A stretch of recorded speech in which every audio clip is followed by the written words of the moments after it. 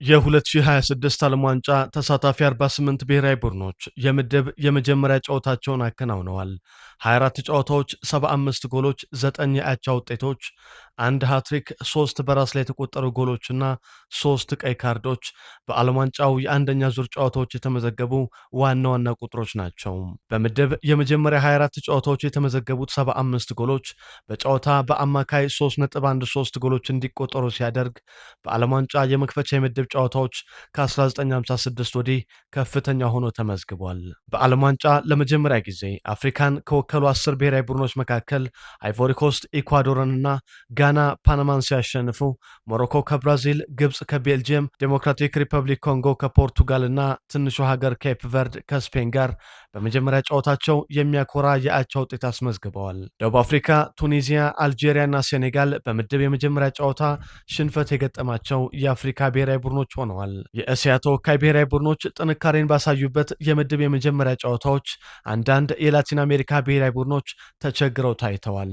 በውድድሩ የመጀመሪያ ተሳትፎ ያደረገችው ኩራሳኦ በዓለም ዋንጫው የአራት ጊዜ ሻምፒዮን ጀርመን 7-1 የተሸነፈችበት በአንደኛ ዙር የምድብ ጨዋታዎች የተመዘገበ ትልቁ ሽንፈት ሆኗል። ሜክሲኮ፣ አርጀንቲና፣ አሜሪካ፣ እንግሊዝ፣ ስዊድንና ኖርዌይ በምድብ የመጀመሪያ ጨዋታ ተጋጣሚዎቻቸውን በጥሩ ብቃት ያሸነፉ ብሔራዊ ቡድኖች ናቸው። ከ60 ዓመታት በፊት የመጀመሪያውንና ብቸኛውን የዓለም ዋንጫ በ1966 ያሸነፈችው እንግሊዝ በመድረኩ በ2018 ከፍጻሜ ያስቀረቻት ክሮኤሽያን 4-2 በማሸነፍ ጥንካሬዋን አሳይታለች። በዓለም ዋንጫው 10 ጎሎች ላይ የደረሰው ሃሪ ኬን በ22 ዓመቱ ሁለተኛ የዓለም ዋንጫ ላይ የተገኘው ጁድ ቤሊንግሃምና ከ2024 የአውሮፓ ዋንጫ ውጭ የነበረው ማርከስ ራሽፎርድ የአሰልጣኝ ቶማስ ቱሄልን ቡድን አሸናፊነት አረጋግጠዋል። ከ4 ዓመታት በፊት ኳታር ላይ በመክፈቻ ጨዋታዋ በሳውዲ አረቢያ አስደንጋጭ ሽንፈት ጀምራ ሻምፒዮን የሆነችው አርጀንቲና አልጄሪያን 3-0 አሸንፋለች። በጨዋታው የአርጀንቲናውያን ምልክት ሊዮኔል ሜሲ 39 ዓመቱን ከመድፈኑ ጥቂት ቀናት አስቀድመው በዓለም ዋንጫ የመጀመሪያ ሃትሪኩን አልጄሪያ ላይ መስራት ችሏል።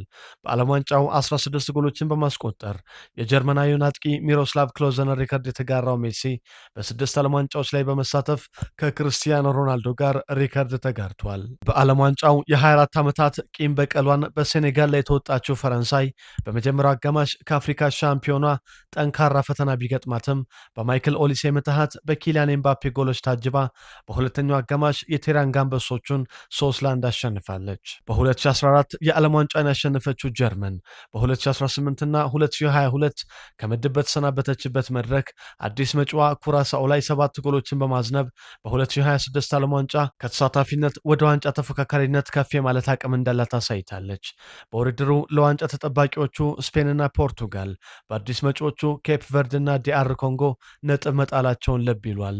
ከ28 ዓመታት በኋላ ወደ ዓለም ዋንጫ የተመለሰችው ኖርዌይ ኢራቅን 4-1 ስታሸንፍ የጎል ማሽኗ ኤርሊንግ ሃላንድ 2 ጎሎችን አስቆጥሮላታል።